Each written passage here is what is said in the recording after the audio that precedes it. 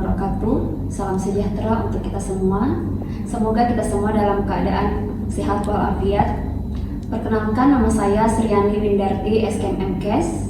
Saya merupakan salah satu dosen di Prodi S1 Administrasi Rumah Sakit Institut Ilmu Kesehatan Pramonia, Makassar. Sebelum menjadi dosen di Prodi S1 Administrasi Rumah Sakit, saya menempuh pendidikan S1 pada tahun 2012 di Universitas Hasanuddin, Fakultas Kesehatan Masyarakat, khususnya di konsentrasi manajemen rumah sakit, dan lulus pada tahun 2016. Kemudian saya melanjutkan pendidikan S2 pada konsentrasi Magister Administrasi Rumah Sakit di kampus yang sama, Fakultas Kesehatan Masyarakat Universitas Hasanuddin, dan selesai pada tahun 2019. Selama menjadi dosen di Prodi S1 Administrasi Rumah Sakit, saya dipercayakan menjadi penanggung jawab pada mata kuliah Evaluasi Kinerja Rumah Sakit, Manajemen Bisnis, Manajemen Pemasaran, Hospital Public Relation, Manajemen Penunjang Medis, dan Manajemen Keuangan. Pada kesempatan kali ini, saya akan menjelaskan salah satu mata kuliah yang saya bawakan, yaitu Evaluasi Kinerja Rumah Sakit dengan metode Delivery Interaction and Assessment, atau yang bisa disingkat dengan DAA. Dalam mata kuliah Evaluasi Kinerja Rumah Sakit, mahasiswa akan mempelajari mengenai evaluasi pada siklus manajemen kinerja sebagai upaya untuk menghindari hambatan dalam pencapaian sasaran dan tujuan organisasi, khususnya di rumah sakit. Hasil dari tahapan evaluasi tersebut kemudian dijadikan sebagai bahan pertimbangan untuk menyusun rencana di tahapan selanjutnya. Adapun capaian pembelajaran pada mata kuliah Evaluasi Kinerja Rumah Sakit ini ada 6. Yang pertama, mahasiswa mampu memahami konsep evaluasi kinerja. Yang kedua, mahasiswa mampu memahami standar pelayanan dan indikator kinerja di rumah sakit. Yang ketiga, mahasiswa mampu memahami model evaluasi kinerja di rumah sakit. Yang keempat, mahasiswa mampu memahami alat evaluasi kinerja di rumah sakit. Yang kelima, mahasiswa mampu memahami proses evaluasi kinerja di rumah sakit. Dan yang keenam, mahasiswa mampu menyusun laporan dari hasil evaluasi kinerja di rumah sakit. Materi pembelajaran yang akan diberikan kepada mahasiswa mencakup konsep dasar evaluasi kinerja, kemudian pengertian, fungsi, serta pengembangan standar dan indikator kinerja di rumah sakit, model evaluasi kinerja rumah sakit, balance scorecard, metode 360 derajat dan metode analisis hierarki proses, standar pelayanan minimum atau SPM, key performance indicators atau KPI, audit internal rumah sakit, morning report dan morning meeting, dan terakhir penyusunan laporan hasil evaluasi kinerja di rumah sakit. Selanjutnya, saya akan menjelaskan mengenai metode pembelajaran menggunakan metode Delivery Interaction and Assessment. Pertama, metode delivery yaitu penyampaian materi secara luas agar mahasiswa dapat memahami teori dan pengaplikasiannya. Agar materi pada mata kuliah ini dapat tersampaikan dengan baik, saya menggunakan beberapa referensi seperti textbook dan beberapa jurnal lainnya. Saya juga menggunakan patah konsep untuk memudahkan mahasiswa memahami materi yang akan mereka dapatkan. Kedua, yaitu metode interaction, di mana metode ini dilakukan dengan diskusi kelompok sehingga mahasiswa mampu memiliki pola pikir yang terarah, kritis, kreatif, dan aktif. Dalam metode ini, saya akan memberikan studi kasus kepada mahasiswa agar mereka diskusikan secara berkelompok, kemudian akan didiskusikan dan dipresentasikan di pertemuan selanjutnya. Dalam proses diskusi, mahasiswa akan mempresentasikan materinya sehingga mereka secara tidak langsung akan belajar untuk tampil di depan umum. Selain diskusi di kelas, mahasiswa juga dapat berdiskusi dengan dosen secara online, baik melalui classroom ataupun grup WhatsApp yang dibuat khusus untuk mata kuliah evaluasi kinerja rumah sakit. Di sini, dosen bisa berdiskusi bersama mahasiswa mengenai materi perkuliahan yang belum dimengerti. Ketiga, assessment. Dalam proses ini merupakan cara saya melakukan evaluasi kepada mahasiswa terkait proses belajar selama 14 kali pertemuan ditambah dengan UTS dan UAS. Di awal pertemuan, saya sudah menjelaskan mengenai bobot penilaian yang saya lakukan yang terdiri dari pertama, penugasan terstruktur sebesar 35%, penilaian hasil UTS sebesar 25%, penilaian hasil UAS sebesar 30%, kehadiran dan keaktifan di dalam kelas sebesar 10%. Untuk mahasiswa yang aktif dalam kelas juga akan mendapatkan nilai tambahan selama perkuliahan.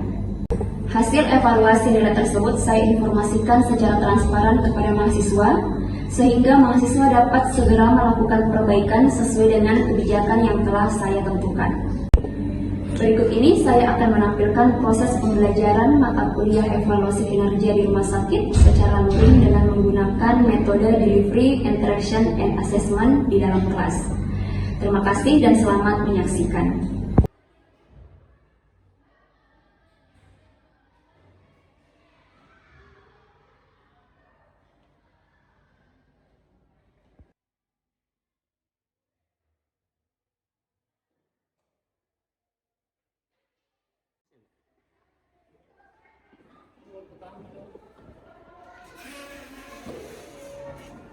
Siap,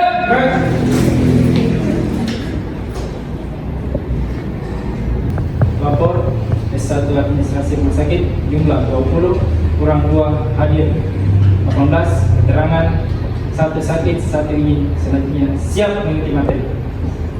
Lanjutkan. Istirahat di tempat. Break.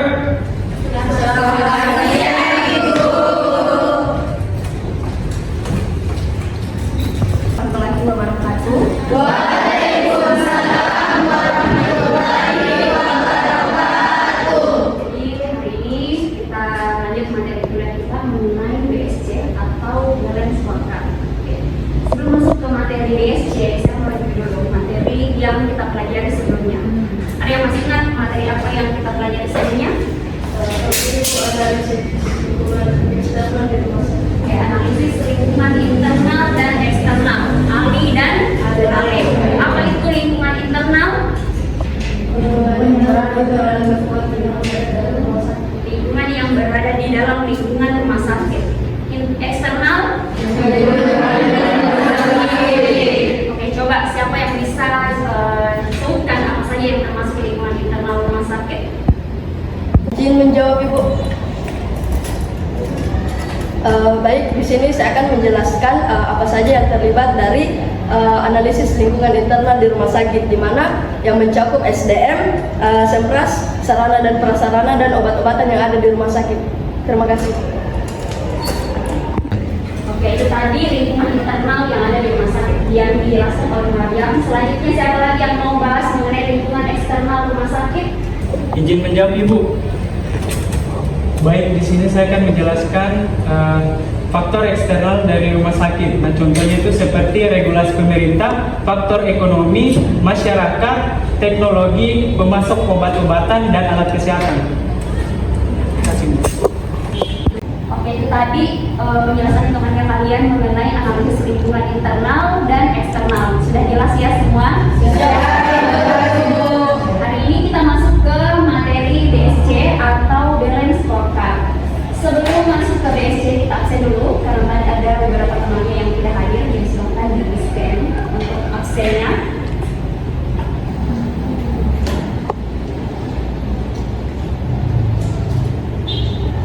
Jadi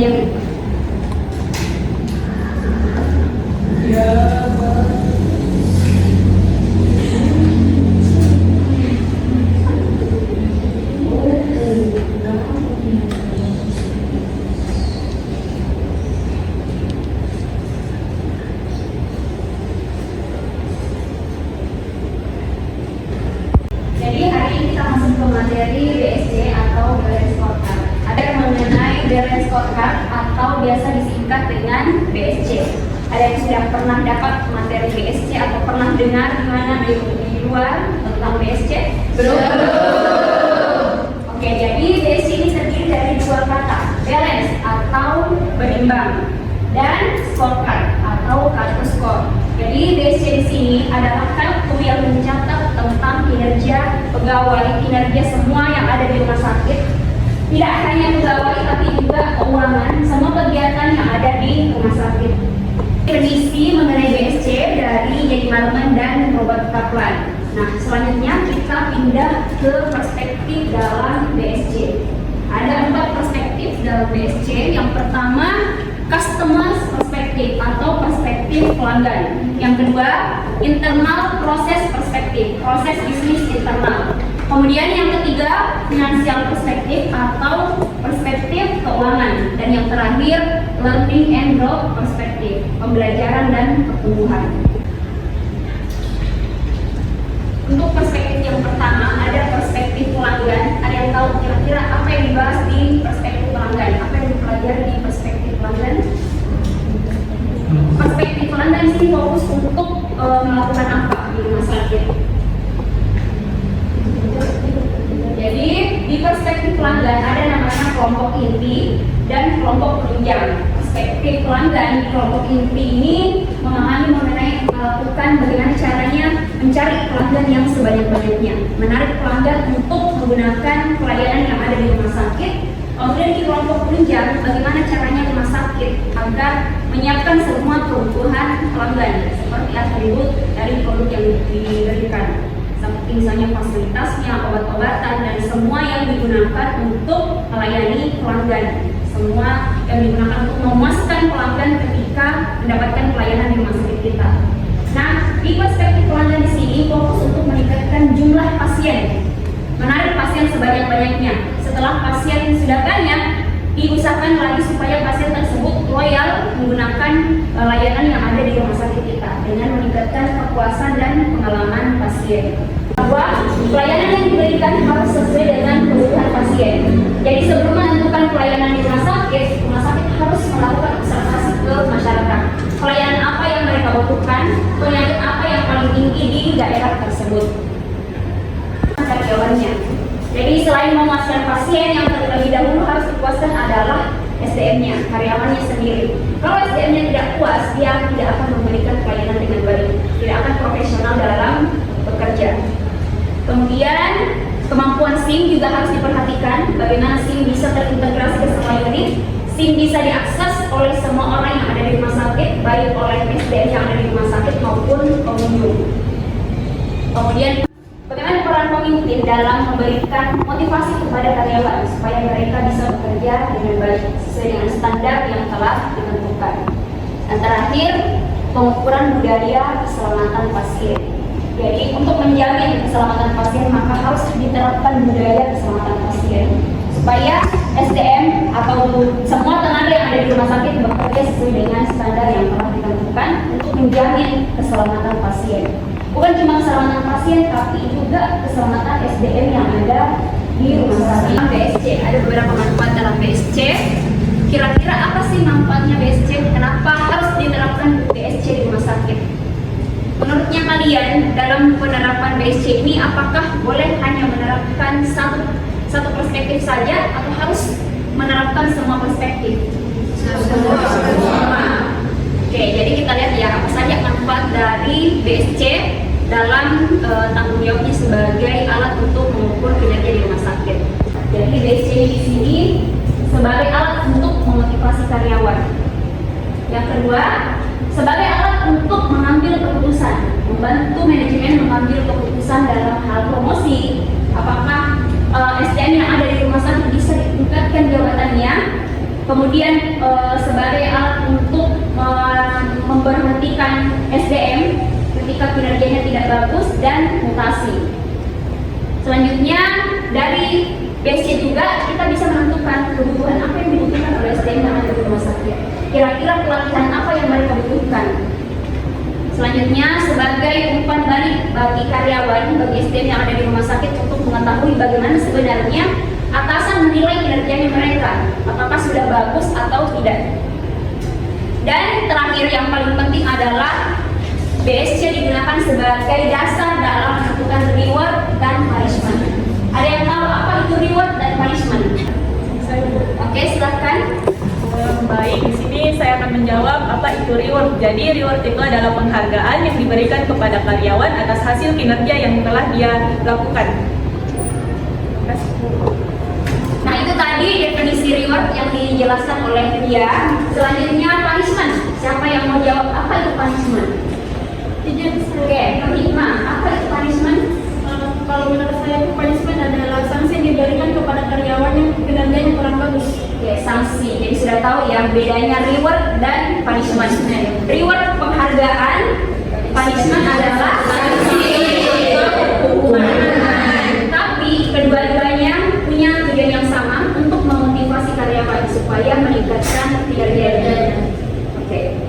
Jadi sudah jelas ya materi hari ini mengenai BSC. Kalian sudah tahu kalau dalam BSC ada 4 perspektif. Kemudian apa saja manfaat BSC? Yang paling dasar adalah sebagai alat untuk menentukan reward dan punishment. Kemudian kalian juga sudah tahu tugasnya apa saja. Nanti tugasnya kita diskusikan pekan depan apa saja yang termasuk dalam 4 perspektif BSC di rumah sakit. Ada pertanyaan sampai di sini? Sudah mengerti materi hari ini? Oke, kalau sudah mengerti untuk materi hari ini cukup sampai di sini. Terima kasih banyak atas waktunya. Saya tutup. Wassalamualaikum warahmatullahi wabarakatuh. Waalaikumsalam warahmatullahi wabarakatuh. Duduk siap, gerak.